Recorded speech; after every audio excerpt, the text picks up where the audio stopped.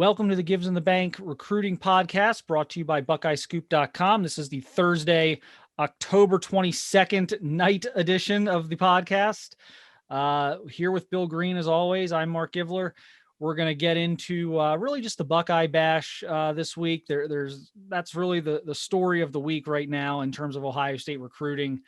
Some interesting names are going to be there. It sounds like it feels like Tristan Lee is going to show up. That's been the thing right now, is will he actually be there? We won't officially know, I guess, until probably Saturday, but that's trending in the right direction for that to happen. And then we do have, pretty much 100% confirmation through the dad, Derek Davis Jr., safety, top 100 prospect out of Gateway High School outside of Pittsburgh, Pennsylvania. He is going to come down on Saturday and hang out with a lot of the commits.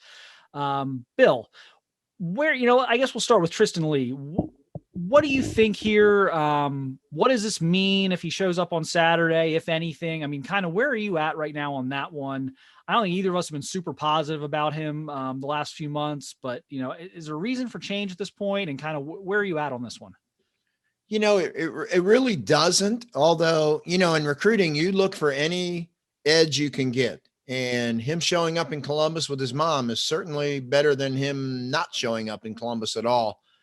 And the question would come up, and it's a valid question, is if he's not coming to Ohio State and he's definitely going to LSU, why is he coming? And that's a great point. And my answer to that, what I've been told from kind of behind the scenes from people that I've asked that question, is that there's a lot going on here with the mom really trying to push the younger brother, as a recruit, keep his name out there, keep him on the radar, keep all these schools highly interested.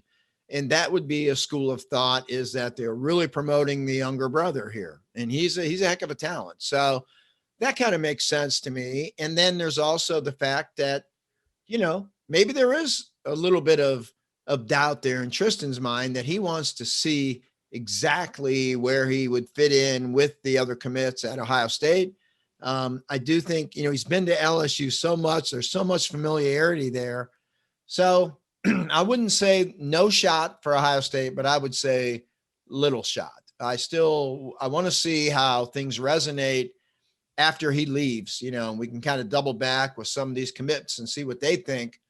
There's not really a lot of optimism on the Ohio State side of things here, other than the optimism, what little there would be, the fact that he is showing up. So I'm going to say not highly optimistic. And, see where where do you think? Where does that fall for you? Yeah, I mean, I have no reason to believe they're better than third at this point. I think they're behind LSU and Oklahoma right now. Could a great weekend change that? Sure, I guess. I don't know what's going to change this weekend, other than maybe he just really hits it off with the other guys and feels a connection with the group. I know they've worked him really hard, with the group text and everything, Twitter and everything else. I know they've really been trying, but I'm not ready to get too optimistic about that one yet. I still think they're well behind there. So that brings us to Davis. I mean, gosh, for a kid who's so quiet, it just is interesting to me that he's going to show up on Saturday. Bill, where do you stand on that at this point?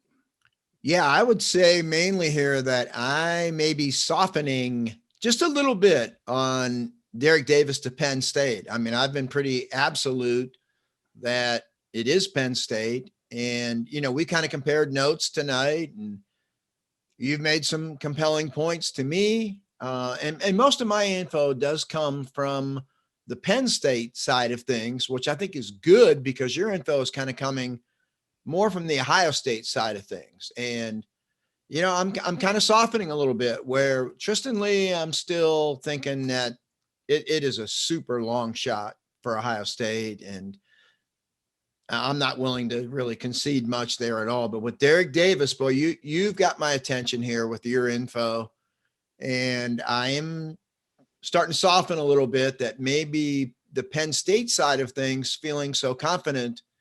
I mean, that recruiting class is kind of falling apart for them, and things have not gone well for them, especially in state. So I'm willing to concede here that Ohio State might be way more in this one than I had originally thought. So still have a pick in on Penn State there, but boy, that's about as soft a pick as it can be right now. And I'm, you know, really starting to listen to what you have to say. And I'm willing to concede that Penn State may be totally mis feeling this, it's not a word, but I think they might be wrong in how confident they are.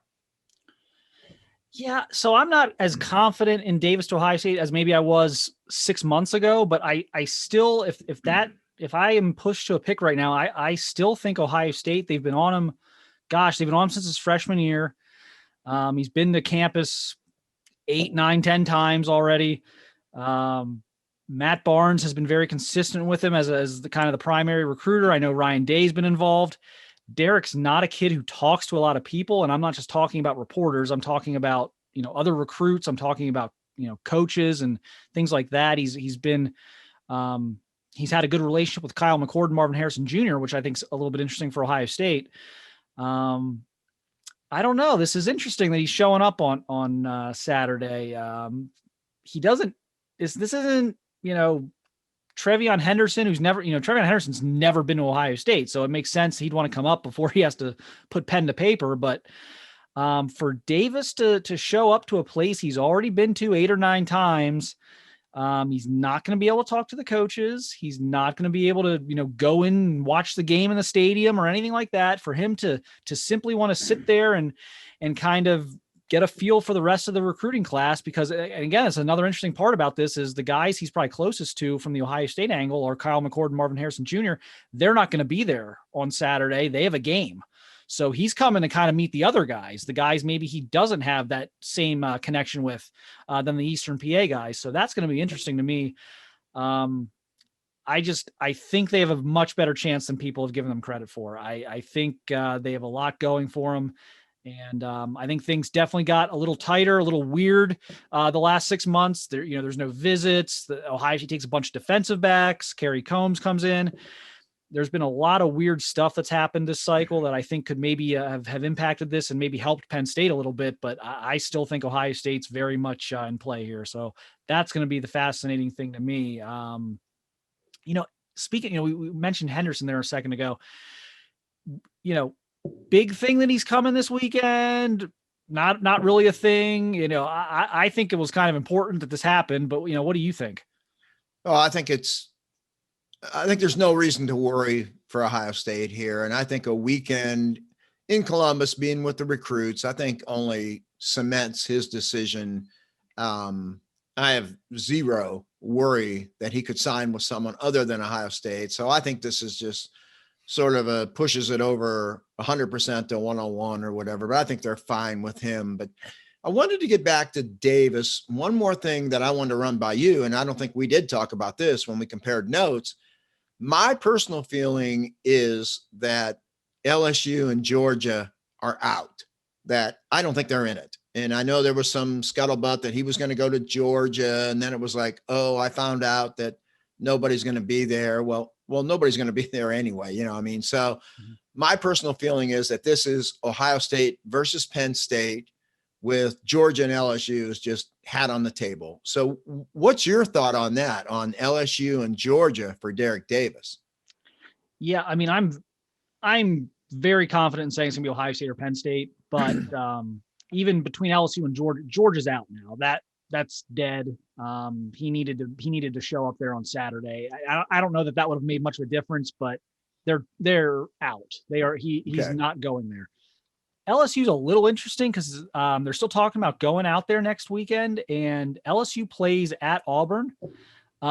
So they're just going to go. Baton Rouge is going to be empty, but they're talking about still going there and driving around. The one interesting thing is Derek actually was, I don't want to say he's a huge fan, but he really, really liked LSU growing up, liked their defensive back tradition, liked to watch them. In a different universe where this wasn't a dead period the last 7 months and he could have maybe driven out there and visited campus and then came back for an official, I think LSU actually in a different world could have been a legitimate contender for him. I don't think that's the case now. I think if anybody just got totally obliterated by this dead period in that race, it was LSU. So even though they may still make that drive next week, I don't see it making a difference. I do think it's Ohio State or Penn State. You know, the thing that comes up when I talk to him, for interviews and things like that, is he always mentions Ohio State being in a city of about 1 million people and what that could mean for him for life after football, for business connections, name, image, likeness stuff that's coming up here, coming down the road. That's come up a lot with Ohio State. It doesn't come up as much with some of the other schools. And whenever you have a player who puts maybe 4 or 5 schools in one category where it's all about these 2 or 3 things, and then there's this lone school out there where there's something different from the other schools that appeals to him, that always kind of interests me. And that's what's kind of going on here with Ohio State, I think, in addition to the relationships he has with the coaches and the guys like Kyle McCord. So we'll see. It's going to be an interesting week or two. He's really struggled to kind of nail this thing down in terms of a decision. So now that the date's set, you got to think he's close anyway. And, we'll just see what happens. I think Ohio State's was written off too early here. And, we'll see how Saturday goes. I think that'll be interesting, but anything, I mentioned Rajon Davis over the weekend. Is it on life support? I don't know, but he's not, that one's not dead. There's still stuff going on there. Bill, are you hearing the same thing? Cause I think that's still a thing right now. I'm hearing a lot, and I'm hearing a lot that's piqued my interest. And this is coming from the Ohio State side of things on this info. And it's pretty positive in terms of that relationship being built between Al Washington and Rajon Davis, and there's communication there. The lines are open, and he's not, he's not a Louisiana kid. He's not a Florida kid or a Southern kid that you're trying to pry away from LSU. So I would compare this one to very similar to what I was hearing months ago when Jordan Hancock was committed to Clemson. And I kept writing and I kept hearing things that, man, it doesn't feel right, the commitment to Clemson. And this one is so similar. The Rajon Davis to LSU is feeling very similar to me. Well, similar to Hancock to Clemson, and very similar to Tamisi Adelea to Ohio State, where I never bought that one either. So I'm not ready to, call Rajon Davis to Ohio State or anything, but that thing's not dead from what I'm hearing. And I think Ohio State has more than a fighting chance in this one. So I think it's worth keeping an eye on and just following that one. We got a long way to go till anybody puts pen on paper. So that one's piqued my interest. Yeah, I think there's no question that, we're going to do a Vegas Knows podcast. The favorite for the late surprise, if there's a late Ohio State surprise that where'd that come from? That would be my betting favorite.